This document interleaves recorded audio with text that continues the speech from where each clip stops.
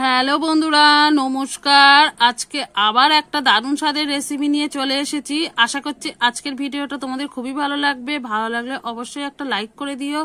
আর যে সকল বন্ধুরা এখনো আমার চ্যানেলটাকে সাবস্ক্রাইব করনি, অবশ্যই সাবস্ক্রাইব করে আমার সঙ্গে থেকো। তাহলে চলো আজকের রেসিপিটা শুরু করা যাক। আজকে দেখো আমি এই ঝিঙে দিয়ে, এইটা কিন্তু একদম কচি ঝিঙে, দেখো এটা কিন্তু আমাদের গাছেরই ঝিঙে, একদম তুলে নিয়েছি কচি। এই ঝোলটা কিন্তু করতে গেলে কচি ঝিঙেই লাগবে। আর এখানে আমি নিয়ে নিয়েছি চিংড়ি মাছ। চিংড়ি মাছ দিয়েই কিন্তু আজকে ঝিঙের ঝোলটা বানিয়ে তোমাদের দেখাবো। তাহলে চলো রেসিপিটা শুরু করা যাক। আমি কিন্তু উনুনটা ধরিয়ে কড়া বসিয়ে দিয়েছি। এবারে কিন্তু সর্ষের তেল দিয়ে দেব।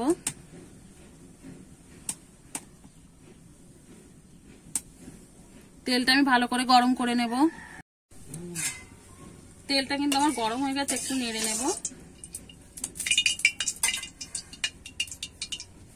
সবার প্রথমে কিন্তু ধুয়ে কেটে রাখা আলুটা আমি ভেজে নেব।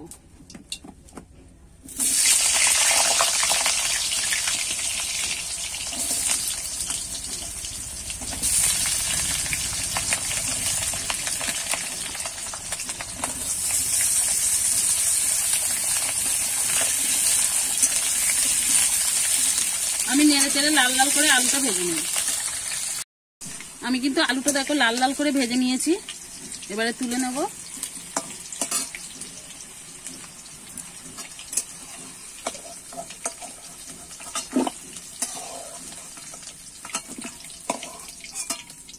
দেখো লাল লাল করে ভেজে কিন্তু আলুটা আমি তুলে নিয়েছি। ওই তেলেতেই কিন্তু আমি ঝিঙেগুলো একটু ভেজে নেব হালকা করে। আমি কিন্তু ঝিঙেটা হালকা করে ভেজে নিয়েছি, এবারে তুলে নেব। দেখো এরকম করে কিন্তু আমি ভেজে নিয়েছি। দেখো আমি ঝিঙেগুলো কিন্তু হালকা করে ভেজে নিয়েছি। এবারে ওই তেলেতেই কিন্তু আমি নুন হলুদ মাখানো চিংড়ি মাছটা ভেজে নেব। আমি কিন্তু লাল লাল করে চিংড়ি মাছগুলো দেখো ভেজে নিয়েছি, এবারে তুলে নেব। কিন্তু আমার আলু, চিংড়ি মাছ আর ঝিঙেটা কিন্তু ভাজা হয়ে গেছে। কড়াইতে কিন্তু আমি আবার একটু তেল দিয়ে দিয়েছি।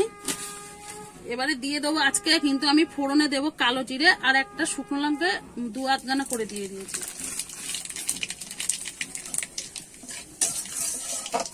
ফোড়নটা কিন্তু আমার ভাজা হয়ে গেছে। এখানে আমার আদা বাটা আছে 1 চামচ, সেটা দিয়ে দেবো।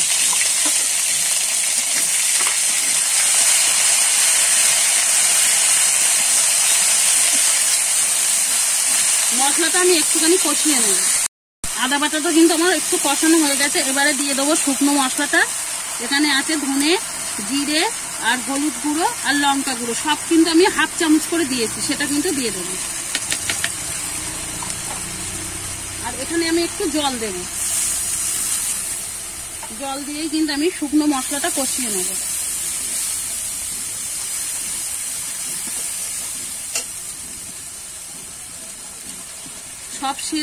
সব শেষে কিন্তু আমি লবণটা দিয়ে দেবো পরিমাণ বুঝে। এখানে আমি মোট 1 চামচ লবণ দিলাম।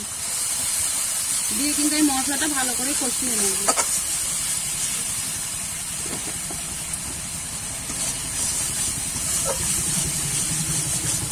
এখানে তোমরা চাইলে কিন্তু পেঁয়াজ রসুনটা দিতে পারো, আমি দিলাম না।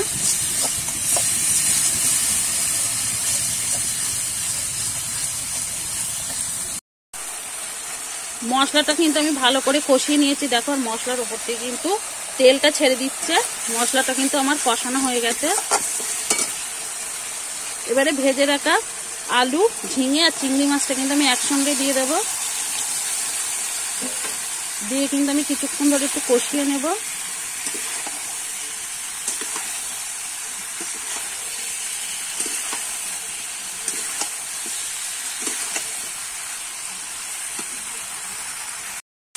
দেখুন বন্ধুরা, আমি কিন্তু ভালো করে কষিয়ে নিয়েছি। দেখো কষানোর পরে কিন্তু দেখতে কত সুন্দর হয়েছে কালারটা। আর আমি কষাবো না, এবারে কিন্তু জলটা দিয়ে দেব।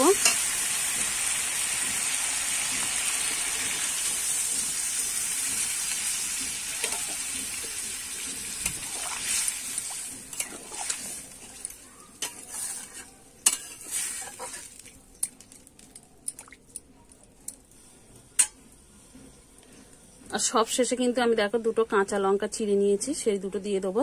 তোমরা কিন্তু তোমাদের পছন্দ মতো ঝাল দিয়ে নেবে, তোমরা যে যেমন ঝাল খেতে ভালোবাসো।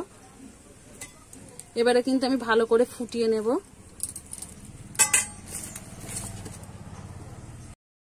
আমার কিন্তু ঝোলটা হয়ে গেছে, আলু বা ঝিঙে কিন্তু দুটোই ভালোভাবে সিদ্ধ হয়ে গেছে। আমি আর কিন্তু ফোটাবো না, এবারে নামিয়ে নেব। তোমরা তোমাদের পছন্দ মতো ঝোলটা রেখে দেবে। দেখো বন্ধুরা কত সুন্দর হয়েছে। আমি আর ফোটাবো না, এবারে নামিয়ে নেব।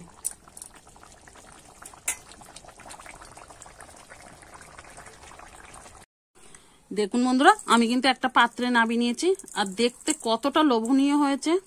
আমরা তো গরম ভাতের সাথে খাবোই, তোমরাও একবার এইভাবে বানিয়ে ঝিঙে চিংড়ি বানিয়ে একবার গরম ভাতের সাথে খেয়ে দেখো, খেতে কিন্তু খুবই অসাধারণ হয়। এই ঝিঙে চিংড়ি মাছের ঝোল দিয়েই কিন্তু এক থালা ভাত খাওয়া হয়ে যাবে। তাহলে আজকের রেসিপিটা এখানেই শেষ করছি, আবার নতুন কোনো ভিডিওর সঙ্গে দেখা হবে। ততক্ষণে ভালো থেকো, সুস্থ থেকো।